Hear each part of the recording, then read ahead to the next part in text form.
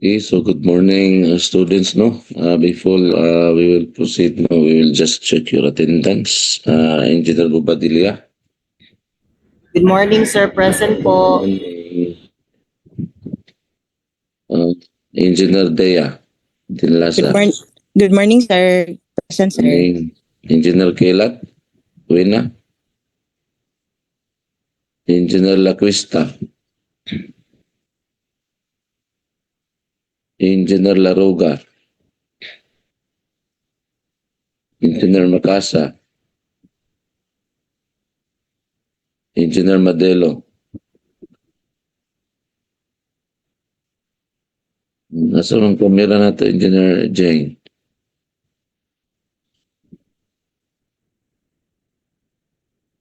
Okay, so we have Engineer Magto Lean. Ma'am Lian? I think nasa Ma'am Lian. Engineer Mingito.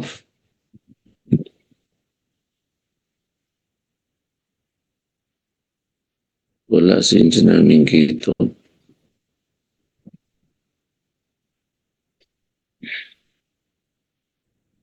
Engineer Ponte.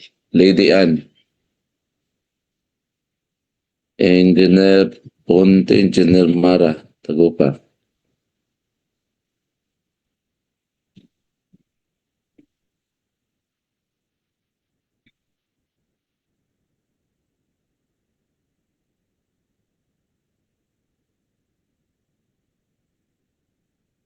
Okay. Wala si Engineer Sampurna. Engineer Sampurna. Engineer Tagupa, Engineer T. Engineer Tapulgo. Engineer Present, sir. Good morning. Engineer Tapulgo. Engineer Turalba. Engineer Turalba. Engineer T. Engineer Oxid.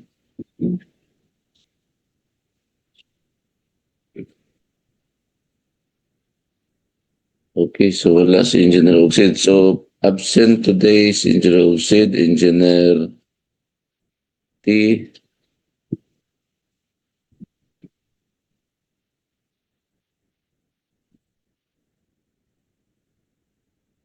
Engineer Turalba. Engineer Mara, Sampurna, Ponte, Mingito, si Engineer Lian. Can we hear from Engineer Lian?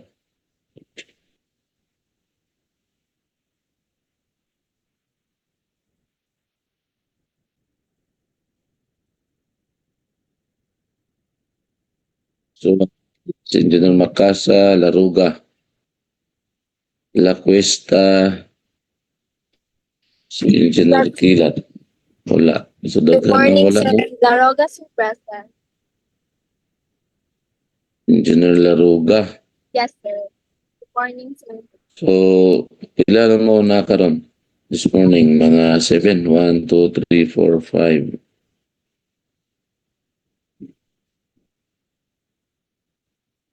I think that's Engineer Tapulgo. Engineer Mara, are you there? Engineer Mara Tagupa? Good morning, Sir, sir. present. Wala si Engineer Mara. So wala si Engineer Kilat Jane. So ako lang i-reconcile ang akong attendance sa attendance. Ay, present, sir. Wala. 7. Yes, ma'am. Okay, na-coincide na. So 7. So 1, 2, 3, 4, 5, 6, 7. Anyway, I think ang atong presenter today is Engineer Turalba, no, with regards sa iyang sample problem using the code, no, ang inisipi. But I think she's not still around.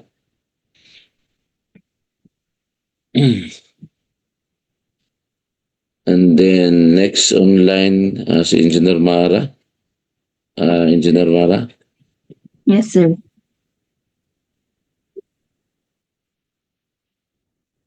So I will see the topics, no, for Engineer Turalba, Engineer Casa, Johnson Purna, and Engineer Maran. Talking about the concentric brace frames or the CBF, Engineer Mara. Yes, sir. Concentric brace frame, sir. Yeah. Okay, so are you ready, Engineer Mara? Just in case wala pa man si Engineer Turalba. Yes, sir. Okay, sir. Yeah. Okay, so let's proceed to Engineer Mara Tagupa for the presentation of our topic about the CBF. Pila kay slides na sa Engineer Mara? 47 slides, sir. Okay. So please turn on your cam and then while presenting Engineer Mara. So while waiting for Engineer Turalba. Thank you. Sir, pwede ka mag-request og screen sharing, sir. Naka-disable siya, sir. Yeah. Okay, so I think you can share now.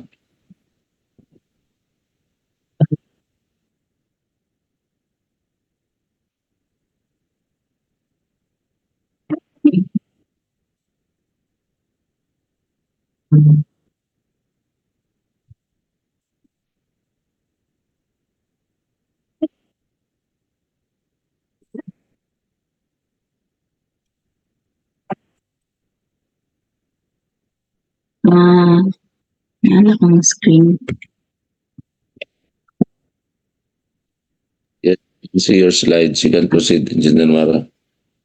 Good morning, sir. Good morning, everyone. Ang topic for today is concentrically braced frames, which is continuation siya sa previous nga gidiscuss ang special moment resisting frames. Ang concentrically braced frames or CBF is a steel structural system where diagonal braces form a vertical truss with the beams and columns to resist lateral loads like those from wind and earthquakes. So ang CBF or concentric braced frame is muna siya ang mga diagonal members parehas ani nga iyang i-resist ang lateral loads nato which is ang wind or ang earthquake. Sa CBF, concentric brace frame, ang axis of intersecting members meet at a single point, meaning the bracing is centered. So kanida yun siya iya ang single point na i-meet niya. So concentrically braced frames are arranged such that the center lines of the framing members, which is ang braces, columns, and beams, coincide or nearly coincide, thus minimizing flexural behavior. So ato ang i-compare ang moment-resisting frames ug ang concentrically braced frames. Sa moment-resisting frames, ang MRFs kay they transfer bending moments between beams and columns via specially designed rigid beam column joints. So muna siya ang key point, ang joints. While sa CBF, This meeting is being recorded. ang mag-rely siya sa diagonal bracing members that form triangular structures. So mo to siya ganiya itong naka-diagonal. Tapos, ang moment-resisting frames is much higher ang iyang cost and much more complex when it comes to construction. While ang CBF is more cost-effective and mas simple po siya due to their inherent stiffness and less complex connections compared to SMFR. However, sa moment-resisting frames, nag-offer siya og more architectural flexibility because mag-allow man siya og more spaces sa pag-design. So for example, sa ato ang frame is, inani man atong frame. So ang gidesign sa moment-resisting frames is ang iya ang connections. While sa brace frames is naa siya'y diagonal na kaana. So kung naatay diagonal nga member dara, ma-restrict ang ato ang design. So for example, kaning lugar unta siya nga area is for open space or for doors, for windows, pero tungod kay naamatay diagonal frames, ma-restrict ta sa ato ang design. Tumo ni siya ang general nga concept sa load path sa lateral force. So natay lateral force kani siya, which is i-carry dayon siya sa ato ang diaphragm, which is kani. Usually ang ato ang diaphragm is horizontal. So ang kani dayon, for example, roof lugar ni siya.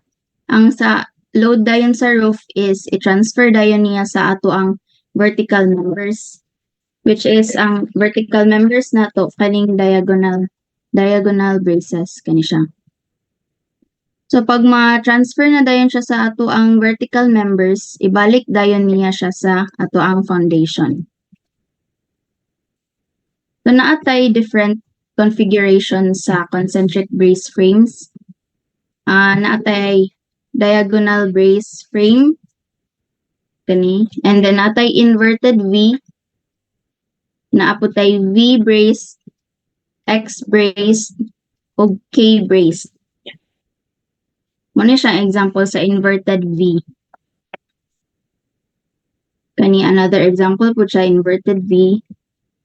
Kani siya is combination ni siya sa V o inverted V. Pero as you can see, mura po siya og cross X nga brace pero 2-story lang siya. Kani another example sa combination. And then ato ang tanawon ang basic behavior sa concentric brace frame. So for example mo ni ato ang structure na atay lateral force, ang mahitabuan niya is inani dayon siya.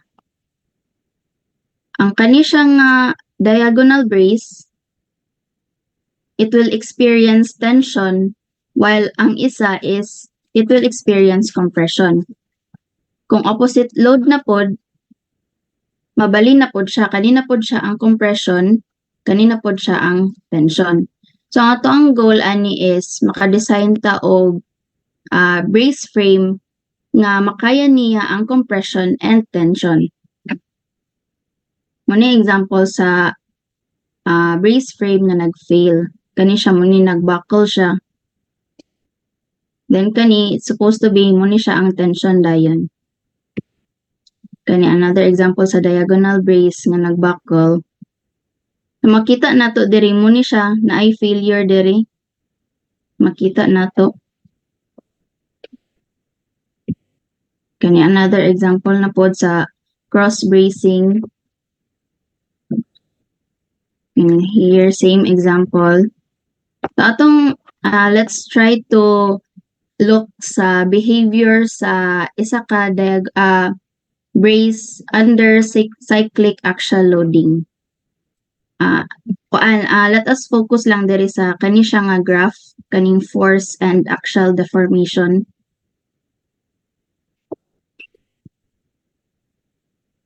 Kamo ni siya observe nato diri, kamulo na siya gina under axial loading na siya.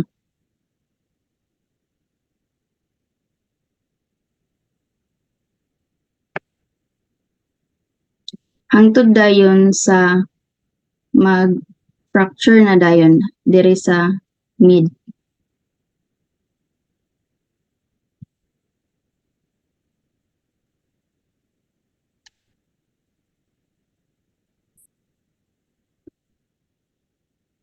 Sumunta siya ang example sa brace test under cyclic axial loading. So ang nahitabo ani is ani ni siya. Muni siya ang katong graph ganiha. Ang y-axis nato is ang ato ang axial load. Ang x-axis is ang deformation. So ang nahitabo is if we apply compression sa ato ang brace, ang ato ang brace is mag-reach siya sa iyang peak compression capacity. Muni siya ang first point nato. And then, as we continue to apply loading sa compression, ang iyang compressive resistance, it will drop rapidly. Tapos naa na pud siya form nga flexural plastic hinge, which is kaning sa tunga. Katong nakita nato ganiha sa clip. Tapos pag we remove the load na dayon, wala na siya load, zero na. However, naa siya permanent out of plane deformation. So makita nato nga nag-deform siya. And then i-apply din nato ang tension. So natay tension, kani siya positive din ni siya, which is tension, then compression dayon ni. So nag-elongate ang ato ang brace member. Then if we remove the load, naagyapon siya deformation, permanent deformation. Miskan gi-remove na to ang load.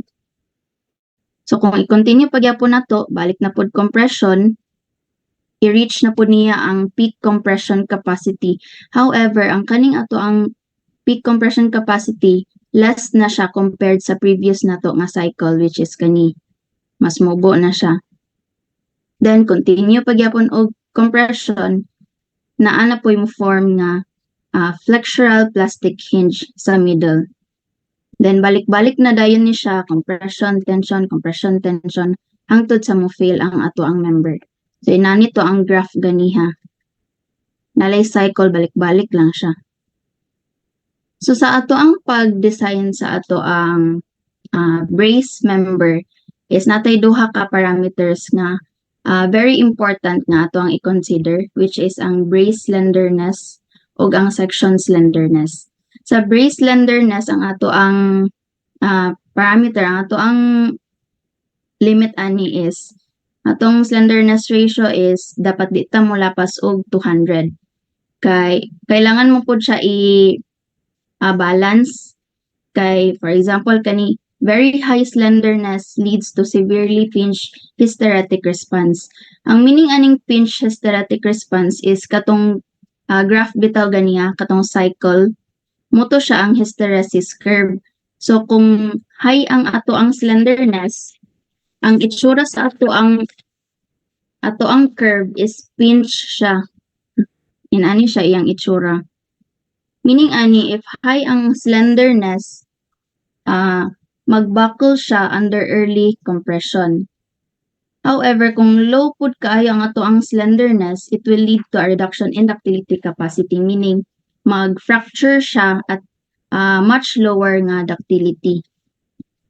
So next na to i-check is ang compactness, ang B over T and D over T limits. This will ensure braces are compact enough so they don't experience premature local buckling under cyclic seismic loading.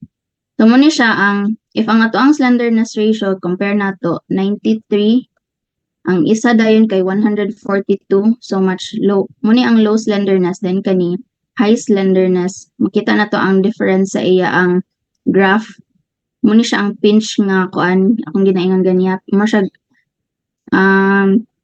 dali siya mag-fracture if under compression. Next is ang B over T and D over T limits. So sa kani siya nga image, gi-compare ang wide flange W4 o ang W8.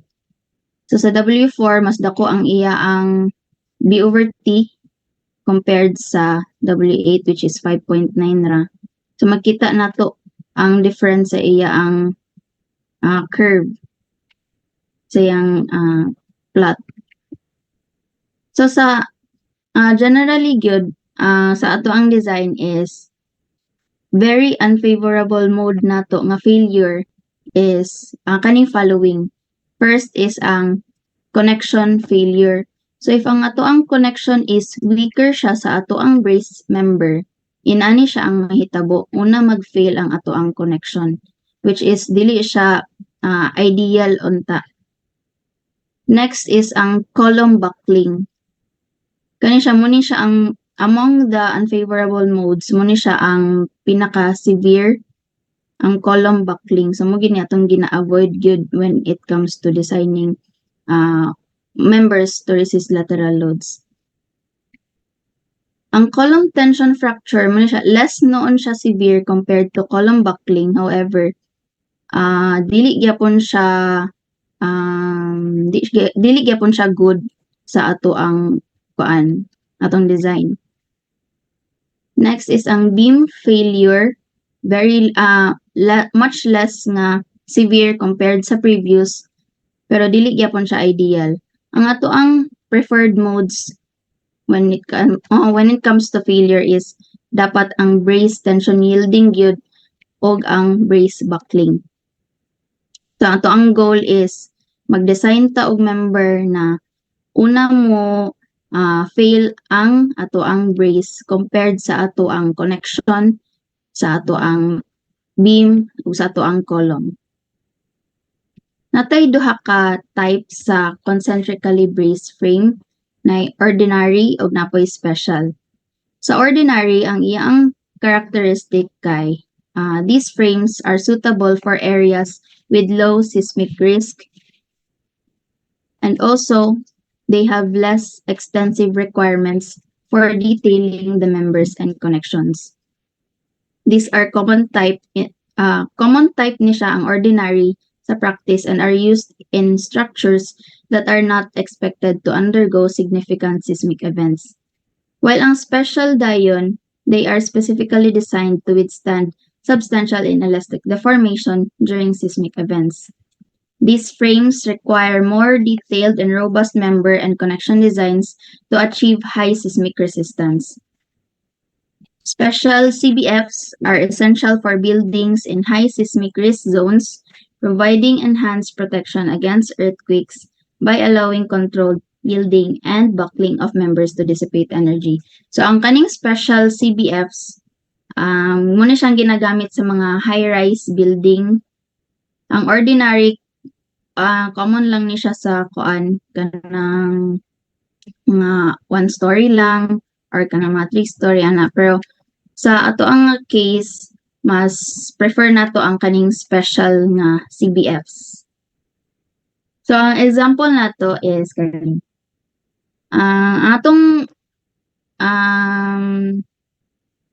ang ato aging idea ini is i-check nato ang ato ang brace if enough ba siya sa mga given nga loadings. So kani siya, if you look sa left side kani nga figure, mo ni siya ang plan. So naatay bracing diri duha ka buok. This side pod na pod tay diagonal bracing. Kani pod diagonal bracing pod ni siya. And diri. So atong investigate karon is kanila nga area. So if we look sa iyang elevation, kani siya 1-story ra ni siya. Naatay cross bracing. So ato investigate if ang ato ang gi-assume nga bracing is okay ba siya sa given nga loadings. So given ang ato ang gravity loading sa roof, we have dead load nga 18 PSF. Ang live load nato 0. Ang S mo ni siya ang snow, pero since dili man applicable sa ato ang snow, pero apil lang gyapon nato siya for computation. Ang snow load is 30 pounds per square foot. And then given pod ang seismic weight of the wall that is tributary to the roof level. Ang pasabot aning seismic weight of wall tributary to the roof level kay ano siya. If we have a structure nga, pasensyahin na lang jud ang drawing. Kung inana ato ang structure, naatay tributary to the roof level, inani i-represent niya ang ato ang loading as uniform nga load. So muna siya ang roof kani siya. So naatay uniform nga load dara. So kani daw siya nga load is 140 pounds per foot. So kani siya is along ni siya sa perimeter sa ato ang structure. So apil dara, apil po diri, apil po diri. And then given po ato ang lateral earthquake force nga E 65.8 kips. And then using ASCE SEI 7, gamit ta og seismic design category D, Under seismic design category D, ang atoang parameters is muna siya R 3 and 1/4 or 3.25. Ang kaning R is muna siya ang strength reduction factor. And then ang omega, which is 2. Omega is the overstrength factor. And then importance factor 1. SDS 0.528. Ang SDS muna siya ang effective seismic acceleration demand. Sa kuan mo sa ato ang code manggod is iyan ang gina-consider na nga ato ang seismic load is not only horizontal but also vertical.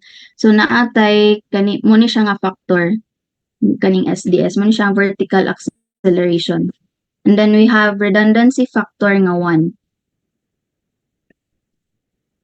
Okay, so let us use ASTM A992W shape for the diagonal braces. Assume lang ta ani nga mo ni siya ato ang gamiton. Then using first order na analysis, we have axial loads and end moments nga given. So sa dead load we have 5.54 kips. Sa snow 6.7 kips. Sa earthquake nga load, we have plus minus 22.3 kips. Positive, sa kaning nga example, ang positive is compression, negative kay tension. And we have moment nga 2.34 kip foot. Then, let us solve dayon sa gravity loading at the roof. Katong given ganiha, kaning 18 sa dead load, 0 sa live, 30 sa snow. So ato lang siyang i-multiply sa ato ang roof nga area. So sa ato ang area is 38,400 square foot, which is gikan ani area ani nga floor plan. Multiply nato na atay 691.2 kips. Then live load 0 sa snow, i-multiply nato 38,400 natay 1,152 kips. So ato dayon ni siyang gamiton pag-compute sa P sub-story, muna siya ang total vertical load. Since vertical load lang man ang ato ang isolve sa, so wala sa tay kani earthquake, wala sa pod tay ay 0 po dato ang live load. 0 na siya. So, from load combination 6, from ASCE SEI 7, section 2.3.6, mauni siya ang load combination 1.2 plus 0.2 SDS times dead load plus redundancy factor times earthquake plus 0.5 live load plus 0.2 snow load. So ato alang substitute lang nato ato ang values. 1.2 plus 0.2 times atong SDS is 0.528, which is kani. Then ang ato ang dead load kani 691.2 plus 0 earthquake, 0 ang live load plus 0.2 nga snow 1,152 equals 1,132. I-round off na lang siya 1,130 kips. Muna siya for LRFD. Then for ASD, same ra gyapon ang ato ang procedure pero different lang ato ang load combinations. So sa ASD, magamit tag load combination 8. Muna siya 1 plus 0.4 SDS times dead load plus 0.7 redundancy factor times earthquake load. So, makuha na to ang 742 kips. So, ato aning gi-substitute 1 plus 0.14 sa SDS dayon 0.528 times dead load 691.2 plus 0 sa earthquake kay vertical load raman ato ang gi-consider. Then, pwede po ta another load combination, which is kani. Substitute lang gyapon sa atong makuha 1,590 kips. And then, next is i-determine nato ang required strength. So, isolve sa nato ang maximum compressive axial force sa atong diagonal brace. So, from load combination 6, muni ato ang pag-solve sa compressive axial force. PU is equal to 1.2 plus 0.2 SDS times sa dead load plus earthquake plus live load plus snow. Dayon, nato lang din i-substitute again, 1.2 plus 0.2 times 0.528, atong dead load dayon nga 5.54, given na ni siya, kani 5.54 nga dead load. And then, plus 1, ang redundancy factor na to is 1, times earthquake nga 22.3. Notice na to nga positive ang ato ang earthquake, kani positive ta basta compressive dayon, negative dayon basta tensile. So positive atong gigamit diri. Plus 0.5 na dayon live load 0 man atong live load plus 0.2 times atong snow nga 6.7. So makuha ta og 30.9 kips. Sa ASD, same gyapon procedure na atay from load combination 8 from ASCE gyapon SEI 7, 1 plus 0.14 SDS times dead load 0.7 dayon times redundancy factor times earthquake load.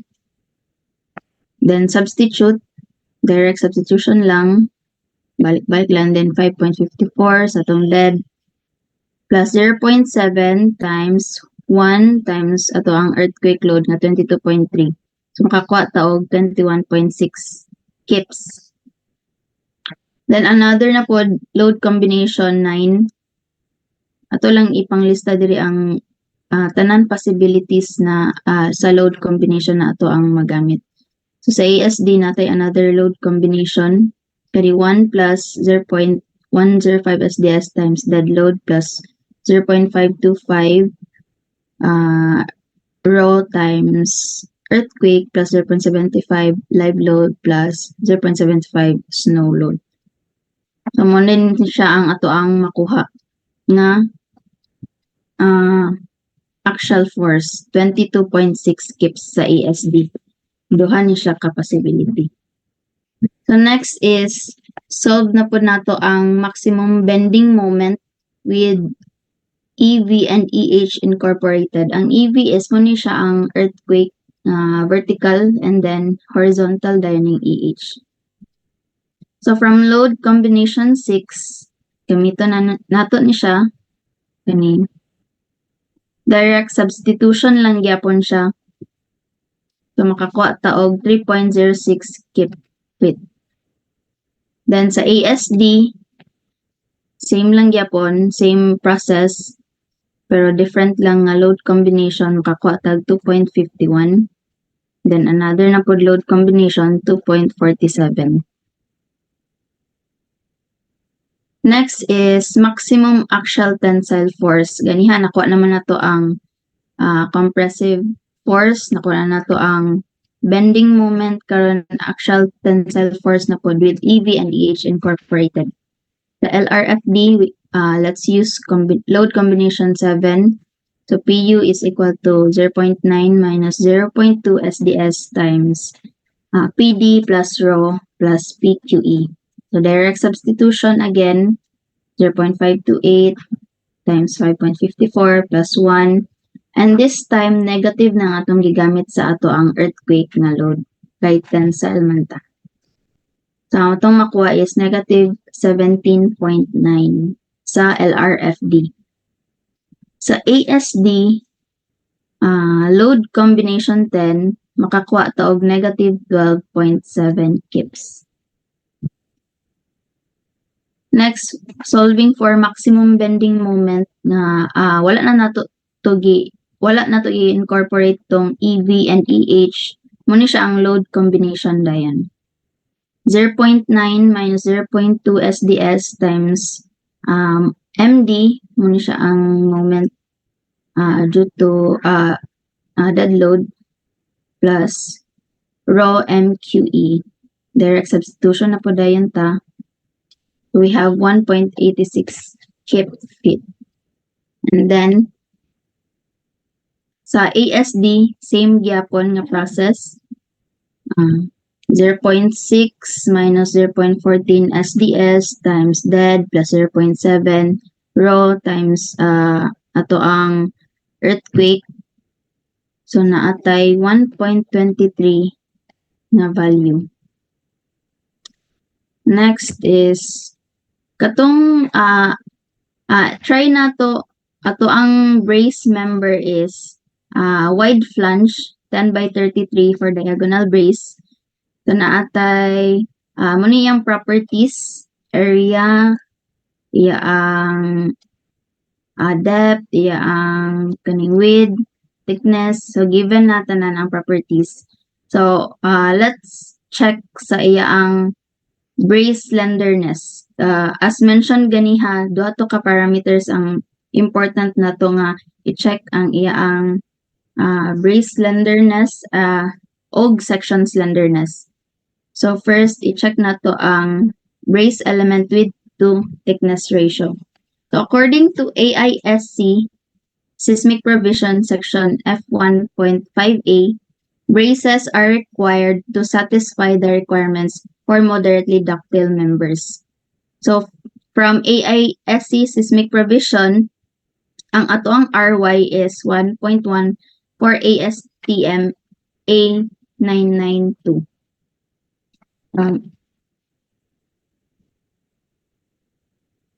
Then, i-check na to ang slenderness ato ang flange, which is muni ang ato ang criteria, 0.4 times square root of E over RY FY, ato ang section modulus, which is 29,000 KSI divided by 1.1 nga RY times 50 KSI equals 9.18. So, i-check na to if kani siya nga ratio is dapat less than siya sa dapat greater than ni siya sa ato ang BF over 2TF. Atong BF over 2TF is 9.15 man, less than siya sa 9.18, meaning flanges meet the requirement for moderately ductile members. Next na pod is ang ato ang web. Ang ato ang web, ang criteria is 1.57 times square root of E over RY FY. So we have 1.57 times square root of 29,000 over 1.1 times 50 KSI. Natay 36.1. So muna siya ang iya ang limit. I-check din nato sa ato ang atong H over TW nga ratio, which is kani 27.1. 27.1 is less than sa ato ang nasolve na limit nga 36.1, meaning the web meets the requirement for moderately ductile members. So okay ang kani siya nga diagonal brace. And then next is atong slenderness ratio. Muna siya to ang limit, less than 200 dapat ta. So, ito ang i-check, ito ang slenderness ratio along sa ito ang X na axis o Y axis. So, sa ito ang X axis, ang atong slenderness ratio is 81.1, while sa ito ang Y axis is 175. Ang mo govern ani kaning 175 ang greater nga value. So, ang 175 is less than naman gyapon siya sa 200. So, okay ang ato ang wide flange nga gi-assume for slenderness ratio nga check. And then, next is i-check na to ang available nga compressive strength. Using AISC Manual Table 6-2, kaning KL nato 28.3 feet. Nakuha ra nato ni siya diri. 28.3, half siya sa length sa ato ang brace. Given ana, tan-aw lang din nato tong AISC manual table, interpolate lang din nato, makuha nato ang available compressive strength para sa wide flange, which is kani. For LRFD, 71.7 kips, and for ASD, 47.8 kips. And then sa ato ang available flexural strength, 0 man ato ang flexural sa x-axis.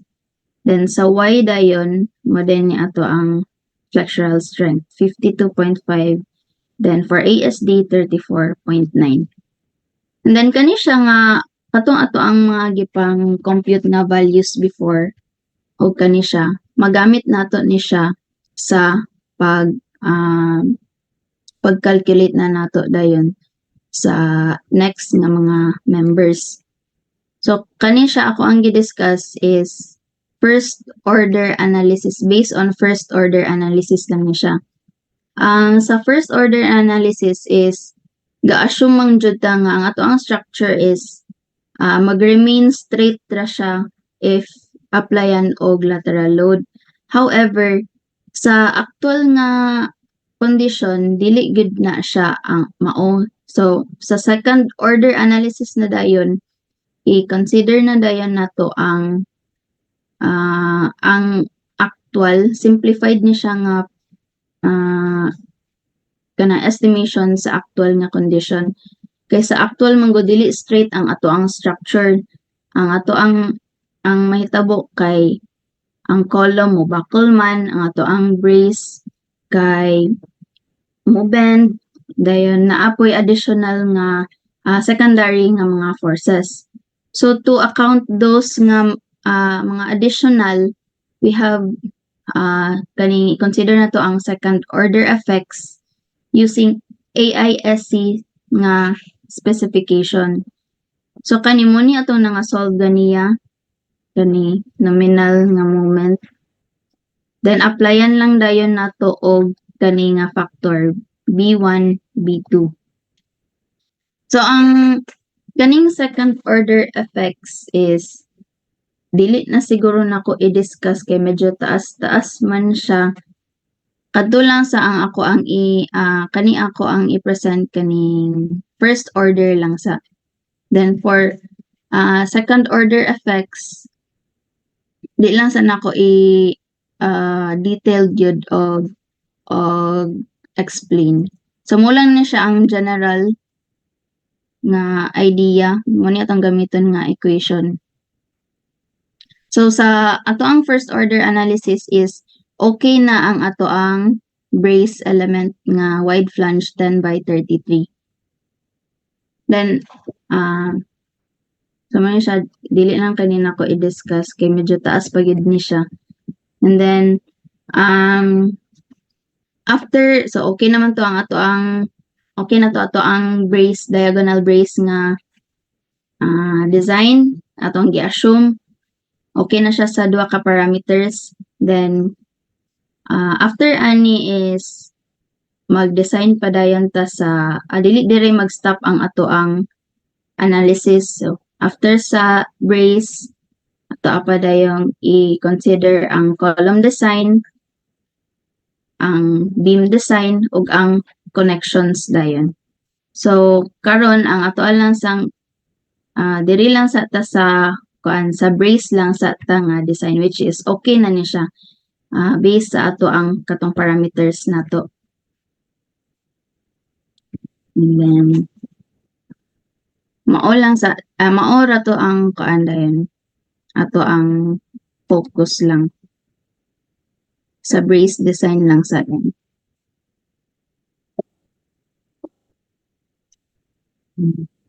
So mao to ang end dayon sa ako ang discussion, sir.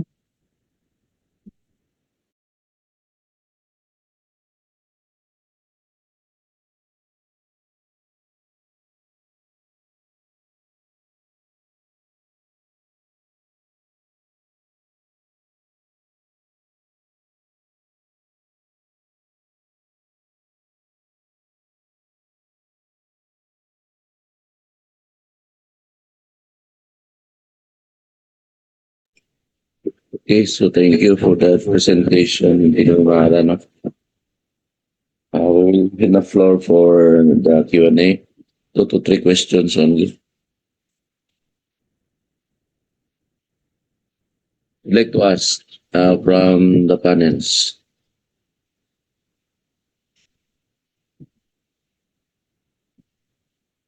Observation, I think, Engineer Mara, no, katong na-mention mo nga ordinary bracing,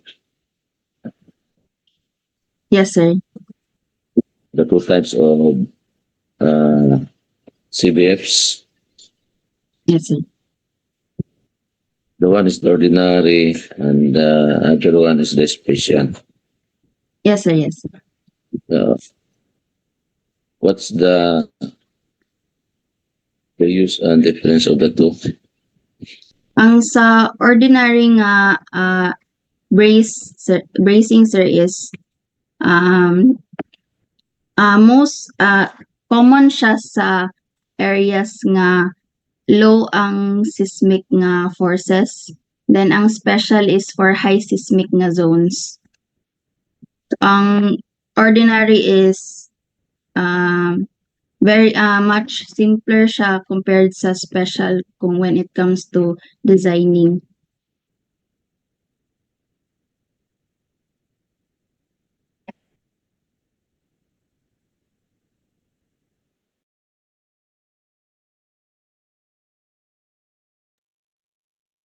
Sir, nakamute ka, sir.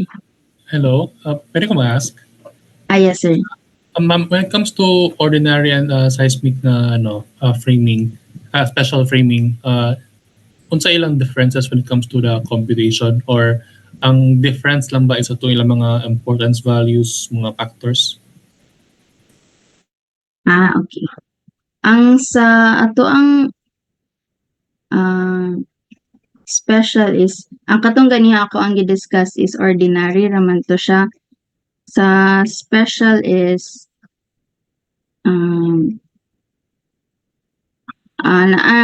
lahi na ang ato ang R, atong strength reduction factor. Sa ordinary is atong gamit nga strength reduction factor is 3.25 raman to siya. Sa special is 6 na ang ato ang gamiton. Ang the greater nga R value, mag-account siya sa greater nga force nato.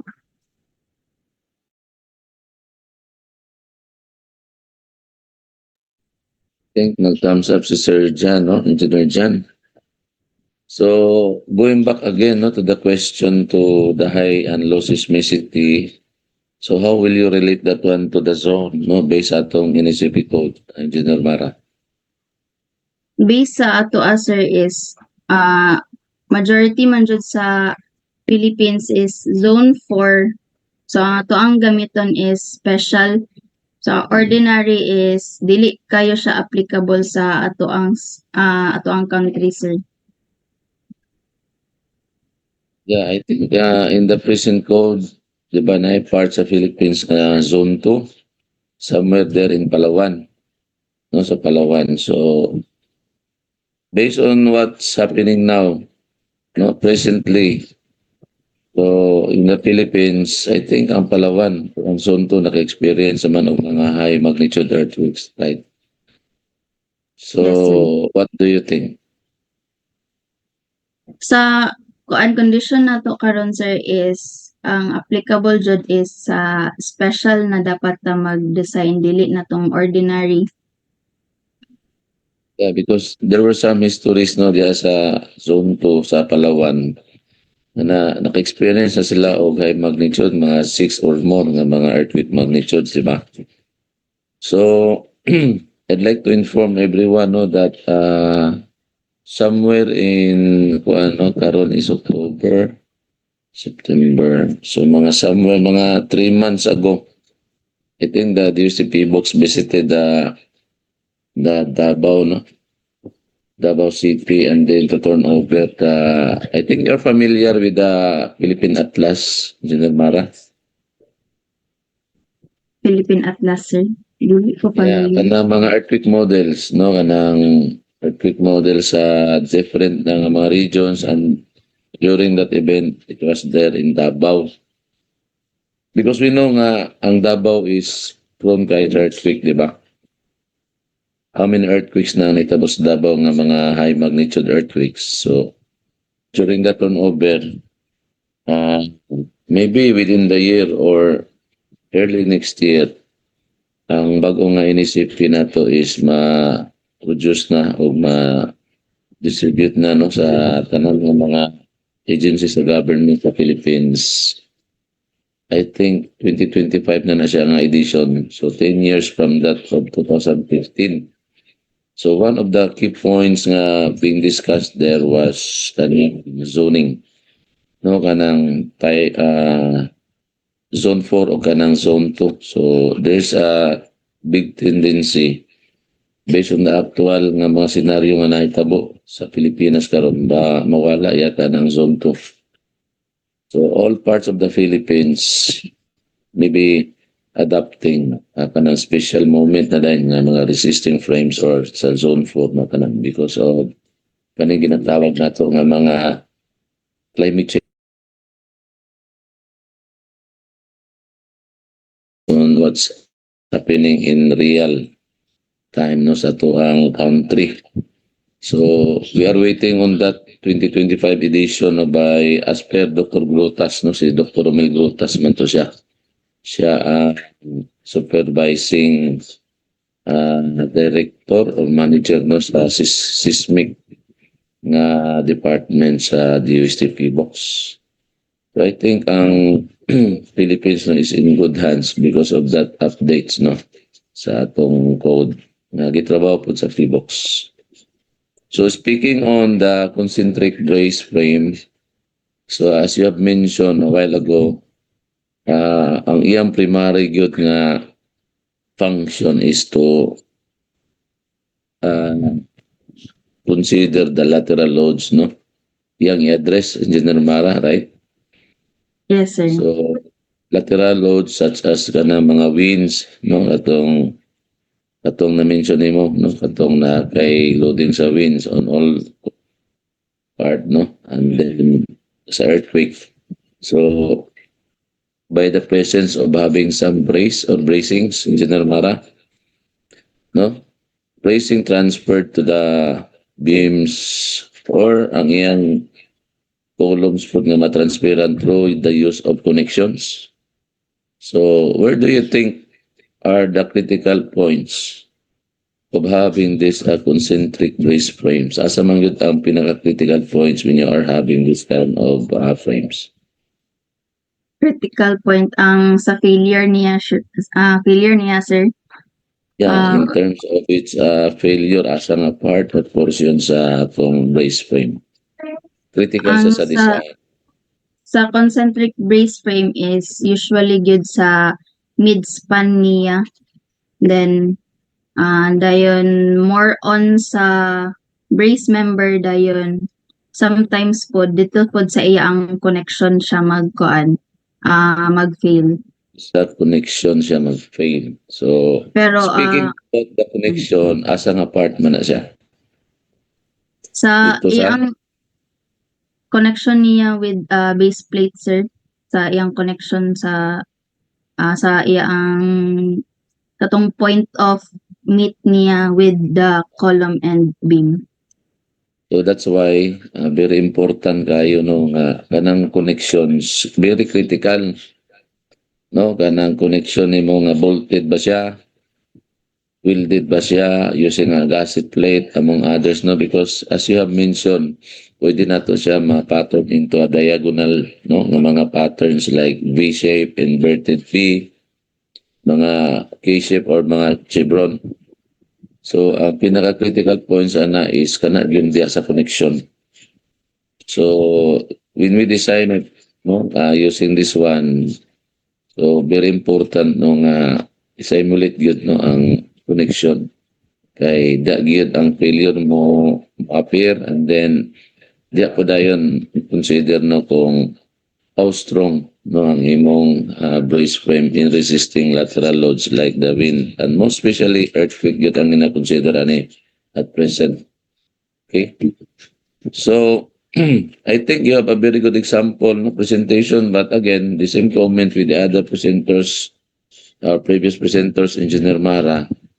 So, can you maybe consider that would serve as a reference na imong sample karon no, using our code metric system na sample problem.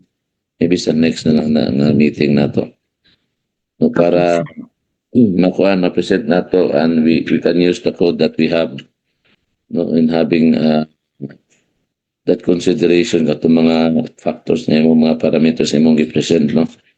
So, the seismic is negative when it is in tension Yes, sir. and positive siya kung compression. So, the R factors are different for the steel. Di ba? Different po ang value na to sa R kung concrete. So, pila gal itong sa concrete? 8 point.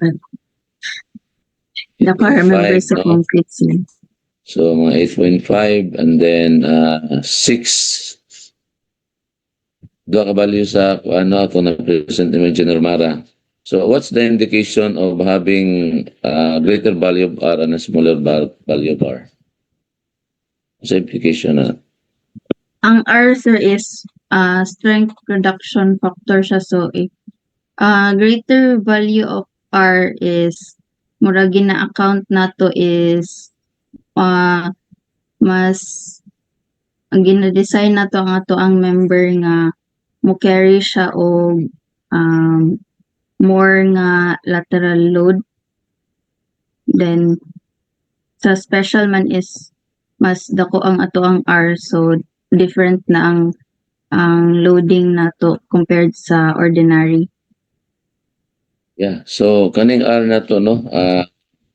Based na siya sa UBC man. So, very, kuan gaya na siya, conservative yan ang values na to tatong R, no? Kaya kung dako atong R, dako ang i-consider na to nga mga forces, right? Engineer Mara? So, kung dako po datong forces, so dako po datong mga structural sizes, no? And then, that values of R are taken from the UBC na to nga code in which generalize siya, dili siya specific sa Philippines. So there were studies no nga nakita nako sa values of R but that was in terms of concrete. So I challenge everyone no in this subject na to no advanced steel structure. Maybe you can consider this as part of your thesis. No, the determination of the actual value of R in the Philippine setting. No, ang katong UBC kay sa gawas man to nga base. So sa ato i-challenge na mo whoever among you will take the challenge to make this as part of your thesis na consider no in the future the research on the values of R using the steel structures. Maybe it's good in the Philippines, no, to make that one as part of your thesis.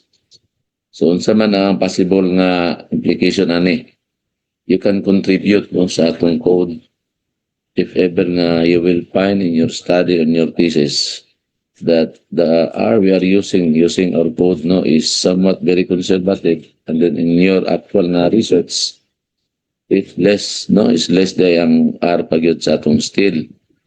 So you can help no the code in updating our NECP 2015 or maybe kung ma-release tong 2025 somehow we can contribute no nga pwede ra day atong value.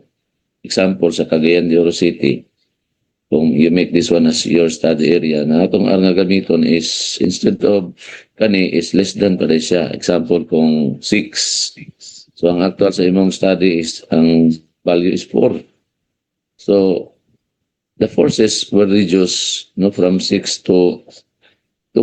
So you can have an impactful study no, that you can help the LGU and even ang atong mga administration no, sa atong mga responsible agencies, no, like sa tuwa kaning mga sa ASEP, no, sila man ang nagpangita natong code, no? You can present this to the LGU and later on to them na as part of the improvement or maybe nang ginatawag nato nga impactful nga development, no, when it comes to the value of our steel structures.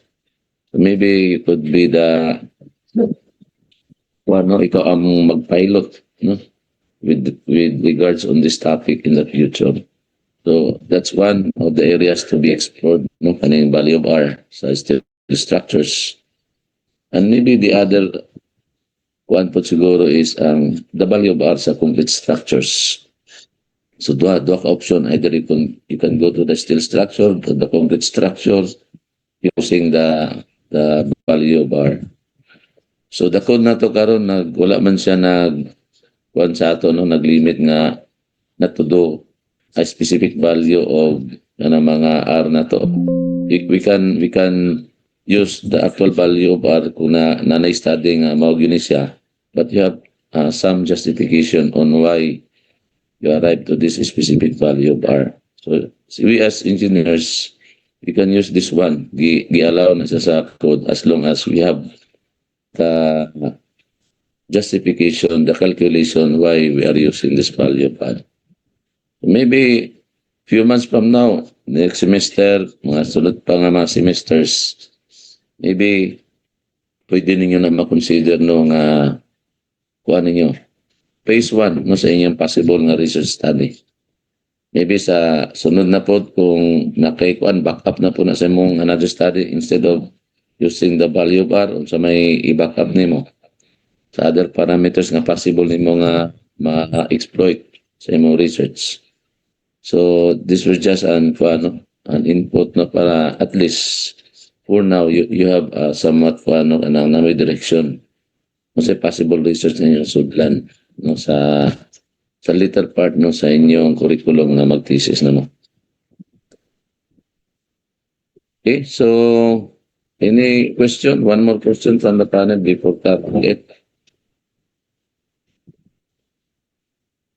Wala na?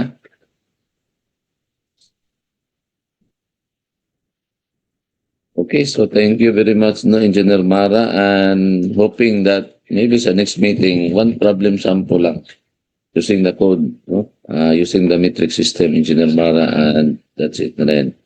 Okay, sir. Same topic. So thank you very much, no, for the presentation, and I think we have already si Engineer Turalba. So please proceed, Engineer Turalba, no, for your sample problem. Good morning, Doc. Good morning, colleagues. So let me share my screen.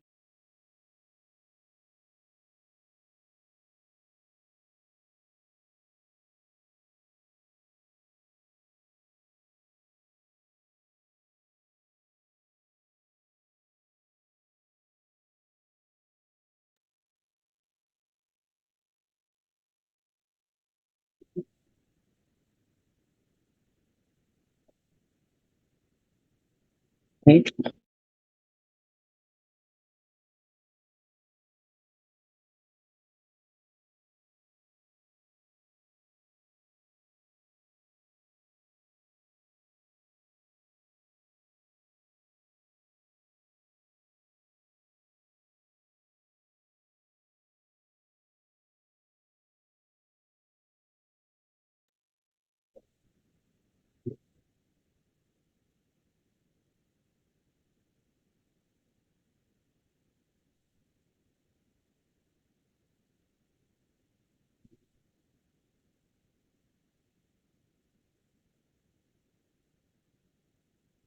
Okay, good morning, everyone. So as a continuation to my inelastic structural elements report, so I will be reporting several problems on inelastic structural elements with the provision of our NSCP 2015. So key concepts. NSCP 2015 allows nonlinear pushover or inelastic approaches and advanced analysis methods for seismic performance assessment. So let us see Section 406 and seismic analysis chapters. So the code uses a response modification factor or strength reduction factor, as what our former colleagues reported, to account for inelastic energy dissipation. So the strength reduction factor is applied to reduce elastic spectral demands for design. So modal response spectrum procedures account for R per NSCP. So let us recap that the R, or our strength reduction factor, differs in steel and concrete. So these were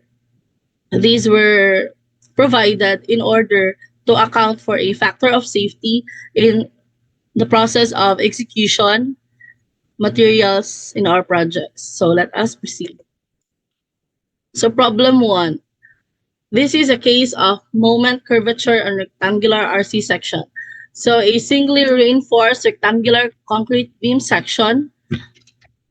B is equal to 300 mm, height is 500 mm, effective depth of 450 mm, concrete strength of 28 megapascal. So the reinforcements are 3 bars at 20 mm diameter. That yields in 420 megapascal place at D is equal to 450 mm. So assume Whitney stress block, which is 0.85, concrete compressive strain at top fiber of 0.003, and steel elastic modulus of 200 gigapascal. So find the curvature at first yield of steel and the corresponding nominal moment at first yield. So let us review that in inelastic design, we have 2 types of yielding. So the first one is the first yield, or the nominal, and the second one is the ultimate. So it says that we should assume plane section. So remember, if this is our beam, so we have our neutral axis, and there is a perpendicular line with our neutral axis. So when we say assume plane section, i-assume na to nga wala pa na fail sa shear and sa flexure ang atong beam. So all beam sections straight and perpendicular to the neutral axis. So this is with accordance to Bernoulli-Euler assumptions. So these 2 primary assumptions made by Bernoulli-Euler assumption with beam sections remain plane and that the deformed angles or slopes are small. So wala pa ni fail ang ato ang beam. So this plane section remains plane as illustrated in our figure. It assumes that the section of the beam along its neutral axis was flat plane before the beam deforms and will remain a flat plane after the beam deforms. So this assumption is generally relatively valid for bending beams unless the beam experiences significant shear or torsional stresses relative to bending or actual stresses. So shear stresses in beams become large relative to the bending stresses. So ag-assume pa siya nga our neutral axis stays intact, which means minimal pa ang atoang deflection or ang atoang slope. So for the solution, we have the area of the steel, which is 942 millimeters square. So until we get the compressive strength, which is the 0.85 multiplied by the strength of the concrete times B times our A. So we will have 0.722 F prime C BC. So finally, we will arrive with our answer, which is we will plug the coefficients. So these were actually the step-by-step computations to our problem. So again, ang ato ang gina-find is ang required is the curvature at first yield of the steel. So we have C, that is equivalent to 65.22 millimeters. So computing the neutral axis, that would be 55.44 millimeters. So after these computations, so we have the internal moment about the centroid or the top fiber of our beam. So that would be moment is equal to T times dA over 2. So these calculations were already taught on our undergraduate. Now we have reinforced concrete and steel designs. So we'll just move further with the answer. So the total moment would be 167,070 Newton millimeter, or in kilonewton meter, that would be 167.07 kilonewton per meter, kilonewton meter. So with the accordance to our NSCP, that would be the moment curvature response is used to characterize inelastic moment capacity and hinge formation when performing pushover or nonlinear analysis permitted an NSCP. So this is the section 406 in our NSCP provisions. So the scope of the section 406 is the modeling of members and structural systems and calculation of the load effects. So there are modeling assumptions. So all members and structural systems shall be analyzed for the maximum effects of loads, including the arrangement of live load in accordance with the section 406.4. So it also states that the simplified method for analysis continuous beams and one-way slabs for gravity in load section. So this is also with connection of the report of Engineer Mara, no, the assumptions and the arrangement of our loads in our beams. So first order in section 406.6, so elastic second order and the finite element in section 406.9. So these are our NCP provisions. So it also has the direct design method in section 0.8.10 and the equivalent frame method in section 408.11. So the second problem is the plastic hinge length estimate for reinforced concrete beam. So using the section of problem 1 with the same characteristics, so estimate the plastic hinge length L sub P to be used for displacement-based inelastic analysis. So using this empirical formula, L sub P is equal to 0.08 L plus 0.022 D sub F, where L is the clear span and D sub F is the floor height to the centroid of the tension reinforcement, approximately 0.45 meters. So ipangita diha ang ato ang plastic hinge. So solution, substitute the values, so we will get 490 millimeters. So we had the same provision, no, with our NSCP kanina. So I will just move with our problem number 3, which is all about the plastic rotation capacity versus the required rotation. So given the curvature at number 1 problem, assume that the ultimate curvature capacity at the section is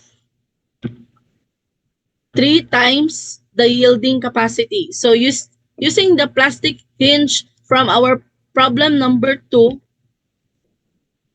no, the answer that we have arrived, compute the available plastic rotation. So if pushover analysis indicates the required plastic rotation at the hinge, which is 0.035 rad, does the section meet the rotation capacity? So is our beam section still safe given with all these situations and conditions? So by calculation, we have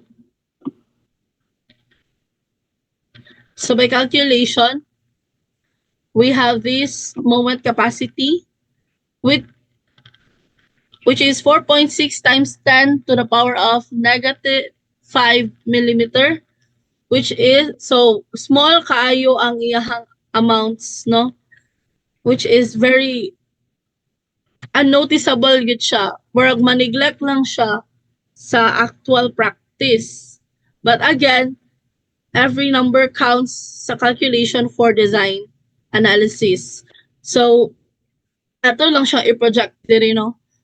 So, when we get the answer, we would multiply it by the length or the plastic hinge sa atong problem number 2, which is the 0.49 meters. So 0.0920 times 0.49, that is 0.04508 rod. Remember nga na siya gibutang diha, na siya gikuan. So if push over analysis indicates required plastic rotation hinge, ang required lang is 0.035 rad. And remember nga ang atong answer exceeds 0.035 rad. Therefore, comparing this, 0.035 rad is lesser than 0.0508. Therefore, the capacity of required plastic rotation sa ato ang beam section is okay and safe. So we have number 3. Okay, following our NSCP provisions, so available plastic rotation exceeds the required 0.035 rad, so also meets the rotation demand. So with our NSCP, rotation capacity checks like this support performance-based acceptance when using nonlinear static or dynamic procedures allowed by NSCP. So naa siya sa ato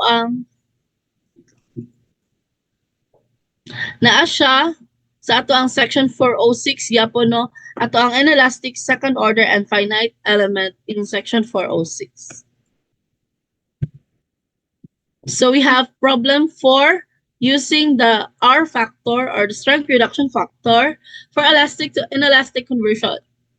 So a structure's 5% damp elastic spectral acceleration at its fundamental period is 0.8 g, which is elastic. So using NSCP, R is equal to 3.5, which is typical for a ductile moment frame per NSCP guidance. Compute the design spectral base shear, which is 1 over R of elastic base shear. So ang gipapangita diha is the design spectral acceleration. So solution, we have S sub D is equal to S sub A over the reduction factor. So substituting all the values, we will get G would be approximately 0.2286 G. So therefore, the design spectral acceleration SA is approximately 0.229 G. So base shear reduces by same factor. The shear design is equal to the shear elastic over the reduction factor. So base shear ratio would be 0.2857. So as per analysis, the design spectral acceleration is 0.229 G. The design base shear is approximately 38.6% of the elastic base shear. So as per NSCP note, this is the standard use of the reduction factor in NSCP seismic design, which reduces the elastic demands to design. So when we reduce the elastic design, ang atoang design sa atoang steel and concrete, that would reach the inelastic levels. So again, why nganong ang uban designer, so why do some structural and civil engineers gina-design nila nga inelastic ang atoang structural elements? It's because elastic demands or elastic design are expensive, so they are costly, so dili sila economical. So that means, so when we say dili sila expensive sila, it's because the elastic design the elastic design, ang iyang ginagol is ma-reach niya ang iyang ultimate, ang iyang nominal na strength, no, on which grabe kadako sa elastic design, grabe kadako ang ato ang factor of safety. Meanwhile sa inelastic, iyang gina-reduce ang factor of safety so that again sa atong previous discussion, ang ato ang design sa beam sa structural elements nga section are economical, so it will meet those criterions. So it would also be material wise. So always confirm that the reduction factor value for the structural system are from NSCP tables. So again, with the current situations, no, from Cebu and its neighboring places nga na experience of earthquakes, so we also have kind of different websites where we can see, no, if our places are prone to seismic movements. So dire gina, as for example, sa natay hazard hunter PH, or we also pwede po mo visit sa fault finder. So that's another website sa ato Philippine setting. So diha no ginakuan ang saang distance from the nearest fault, so seismic zone, so which katong report ni Engineer Mara kanina, we are mostly sa Pilipinas is seismic zone 4 unless kato ang areas nga nearest sila sa fault, no. So we also have near source factor N sub A and near source factor N sub B. So muna siya ang gamit, no, which can be found in our NSCP based on tables 208-5 and 208-6. So users will be able, so if you visit this website, makuha rin mo ni siya nga factor. So i-compare ni nato siya sa table 208-5 and 208-6. So the fifth problem is the simple pushover capacity check or the single degree approximation. So the problem states that a single story frame has a mass of 12,000 kilogram and first mode shape normalized to 1.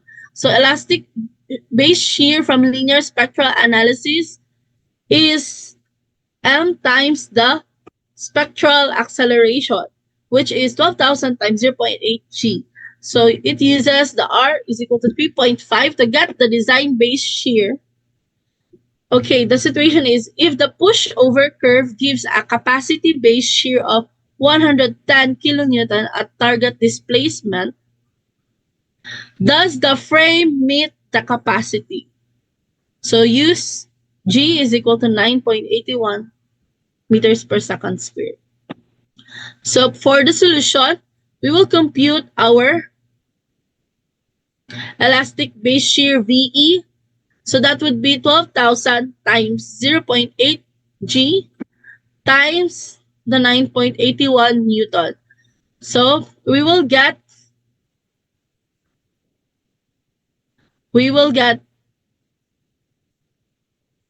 so 9,600 times 9.81.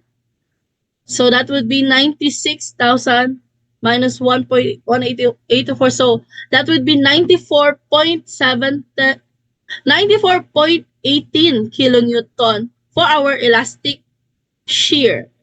So the design base shear VD is equal to elastic shear over the reduction factor.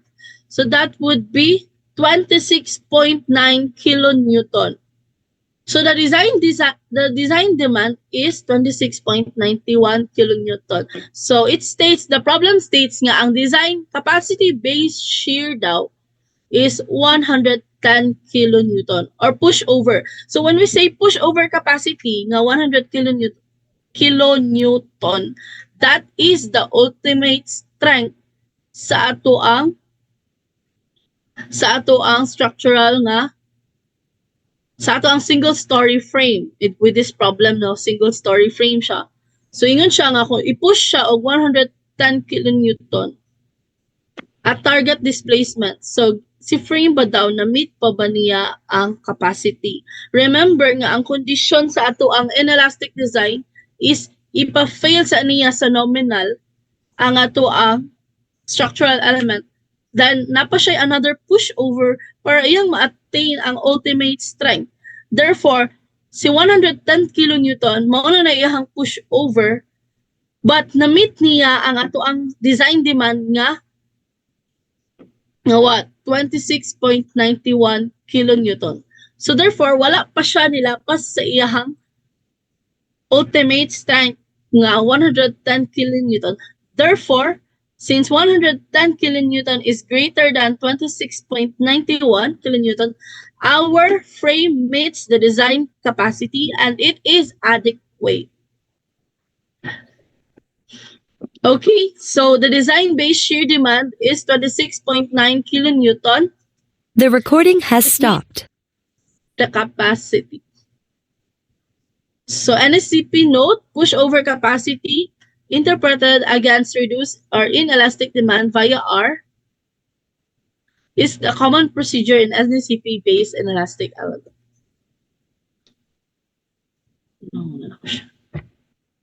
Okay, so we have problem 6. Ang condition sa problem 6 is the simple pushover capacity check. So same gyapon siya sa number 5 og situation, no?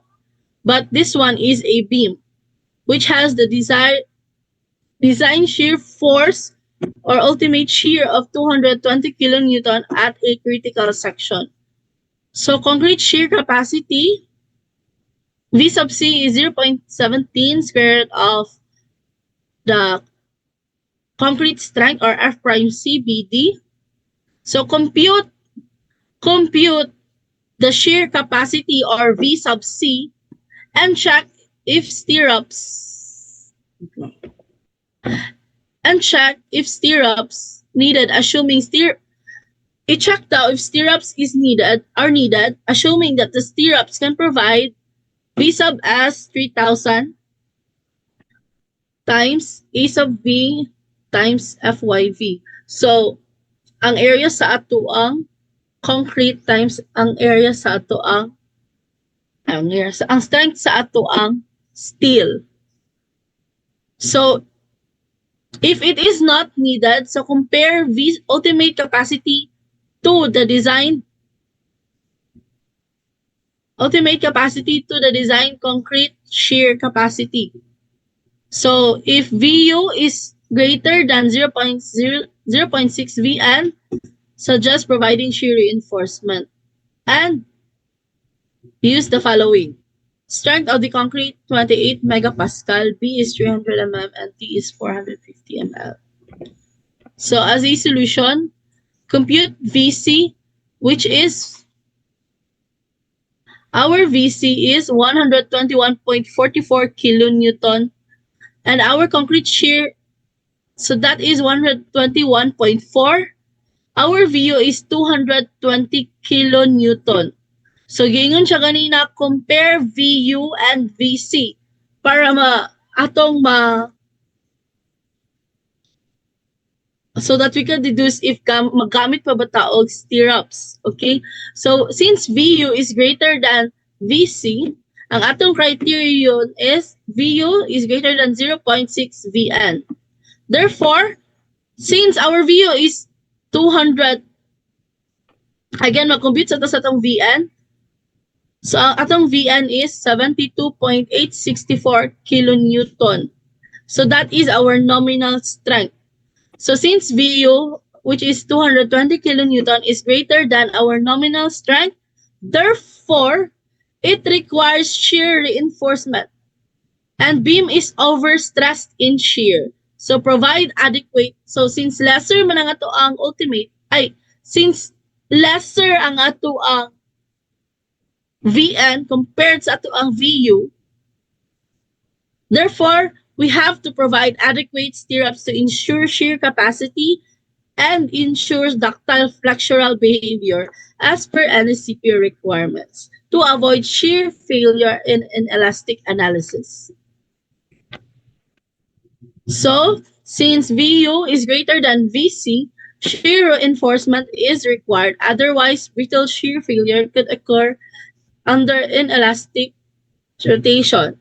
So NSCP emphasizes avoiding shear failure and ensuring ductile flexural hinges. So we have to provide shear reinforcement and detailing accordingly. So problem number 7, we have the strong column, weak beam check.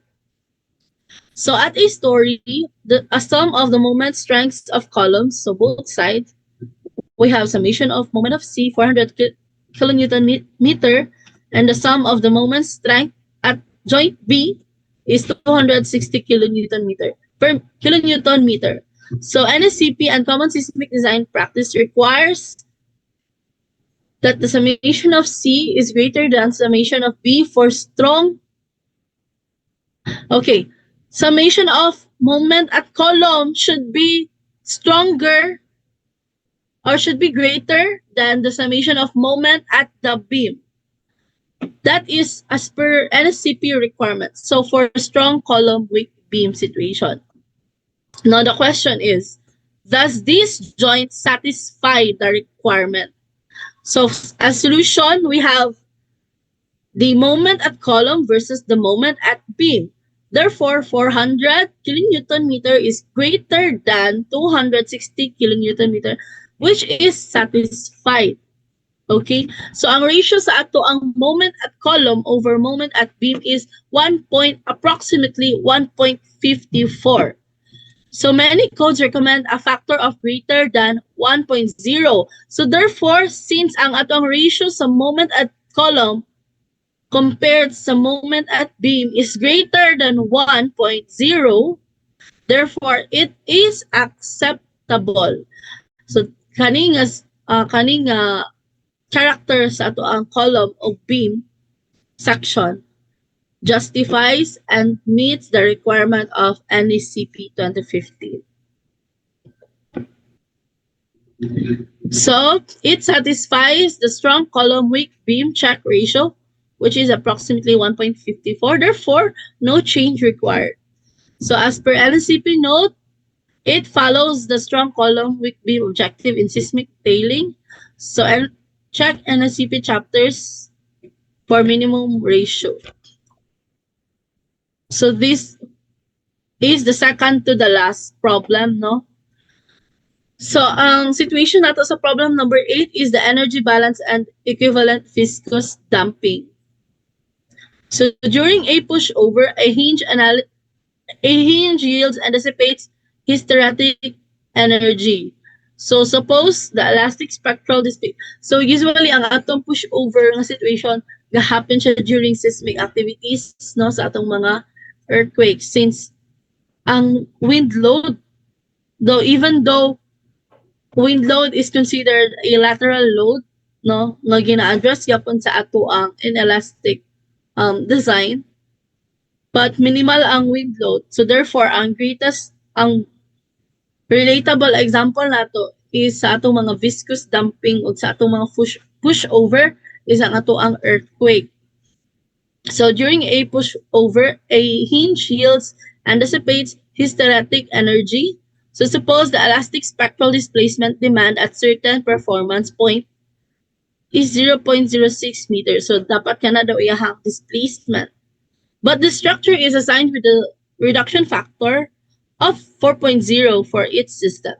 So if the nonlinear idealization reduces elastic energy by factor R. So again, pag atong i-reduce ang elastic energy, that approaches the inelastic levels. Estimate the corresponding inelastic displacement used for acceptance.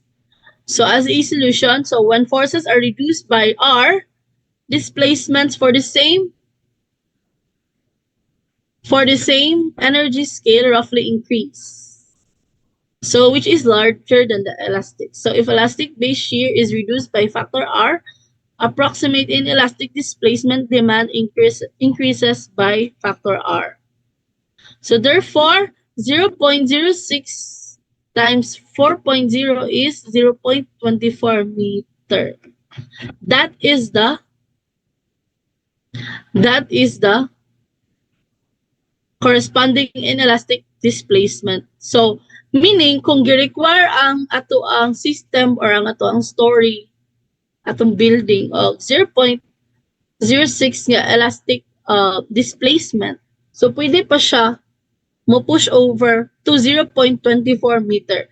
And that is still safe as per NACP requirement. But again, this is already the push over. Ang maximum na niya ang 0.24 meters. So, kung atong i-analyze sa ato ang actual nga practice, dako kayo ang 0.24 meter nga displacement. But again, sa atong situation, that is hysteretic energy. So, meaning grabe na iyang magnitude of earthquake. Therefore, the approximate inelastic displacement is 0.24 meters. So, NACP uses R to adjust spectral forces. Converting displacement for performance check requires care and may need push over time history per NACP guidance. So again, sa atong NACP, no, asa na siya makita? In the NACP 2015, that is Volume 1, Buildings, Towers, and Other Vertical Structures, push over analysis and nonlinear time history analysis falls under the provisions for seismic analysis designs. So makita na siya, kung sa ASE pa, makita na siya sa Chapter 208. So specifically, 208.5.8 and 0.5.9. So these sections gives guidelines when and how to apply pushover or time history analysis. So usually for performance-based design, irregular nga structures, and essential facilities. So what are our essential facilities? So these are facilities that caters large amount of populations. So especially universities, school, public places, gymnasiums, hospitals. So muna siya nga to ang essential facilities.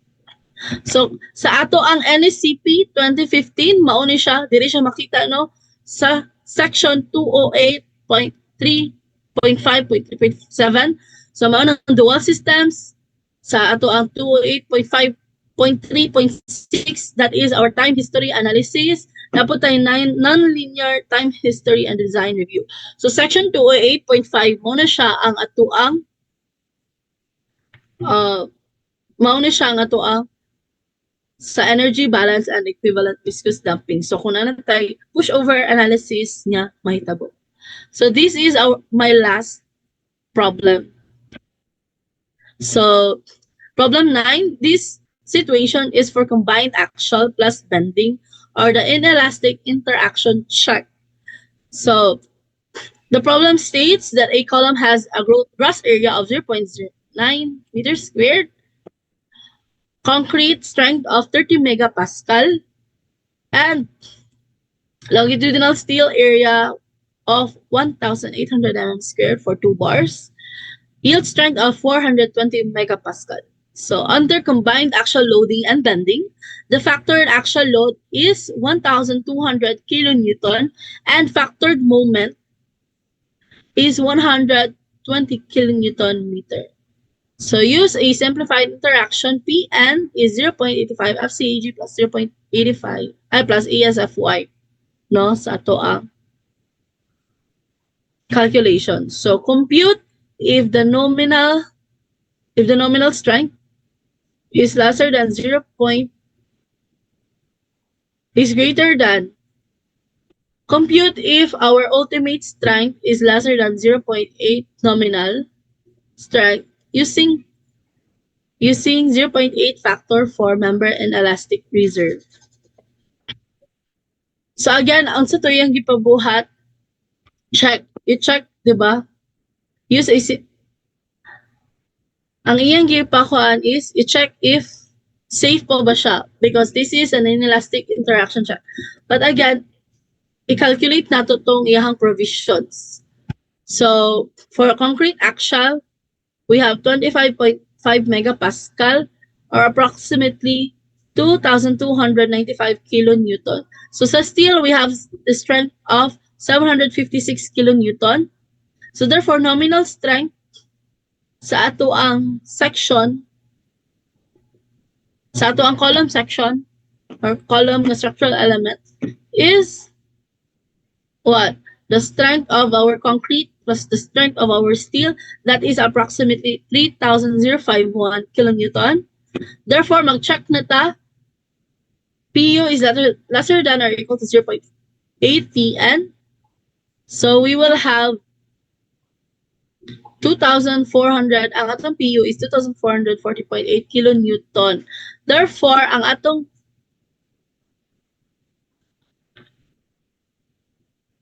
PUDI is 1,200 kilonewton. Therefore, 1,200 kilonewton is lesser than our 2,440.8 kilonewton. Therefore, this is okay for axial demand.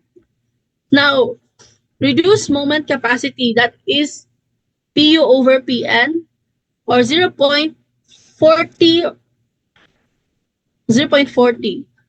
So 200 times ang ato ang moment, no, along that column. So 200 times 1 minus the moment capacity of 0.3935.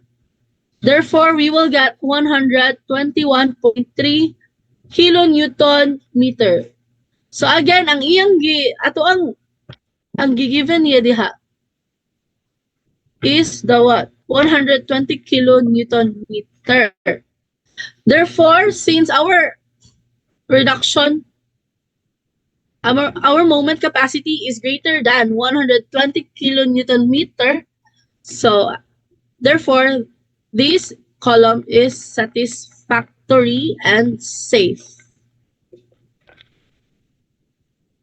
So actual check satisfied, 1,200 is lesser than or equal to 0.8 nominal strength, and the effective moment capacity of 121.3 kilonewton exceeds the marginal capacity of 120 kilonewton meter that satisfies our column section. So NSCP note, real and elastic axial flexure interaction uses code interaction diagrams and detailed section analysis. So as per conclusion, before I end my presentation, the NSCP, or the National Structural Code of the Philippines, plays an important role in designing inelastic structural elements because modern seismic designs does not aim to keep structures completely elastic. So, ano siya akong ganyan, no? Because elastic design would be expensive and impractical. So, but instead allows controlled inelastic behavior under strong earthquakes. So, the NSCP's important role is to regulate and guide how inelastic behavior is incorporated safely in structural design. So it allows us engineers to design economical structures while ensuring ductility, energy dissipation, and life safety during earthquakes. So that ends my presentation. Thank you, everyone.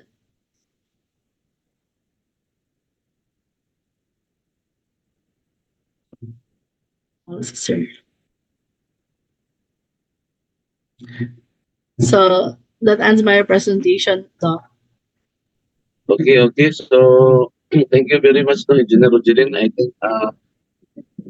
think we are already full time, no? So can you hear me? Yes, Doc. Yeah, thank you very much, no. So students, no, see you this coming Saturday, no, at as early as 8, no. Ang uban gusto mag-start of 9, okay ra 9 to 12. So sa USTP face-to-face na midterm exam nato. So ang coverage is excluding lang tong maratagupa, no? Excluding niya topic. Ito lang na-cover before sa midterm natong coverage. So see you this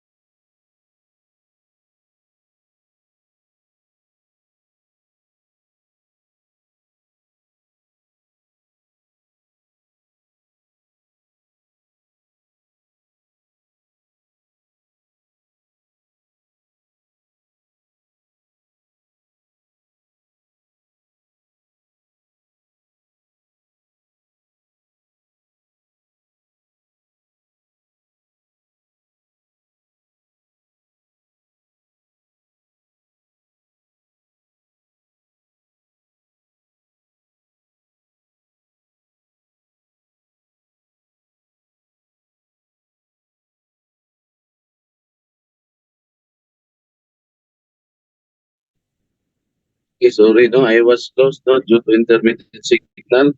Can you hear me? Students? Yes, sir. Yeah, so see you this coming Saturday. Once again, no, i-treat na ko topics.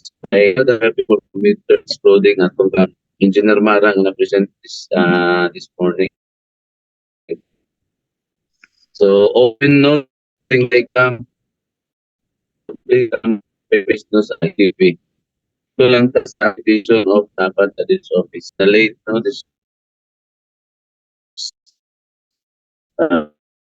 person again. So, see you this next Saturday. Thank you, everyone. Good morning. Thank you, Doc.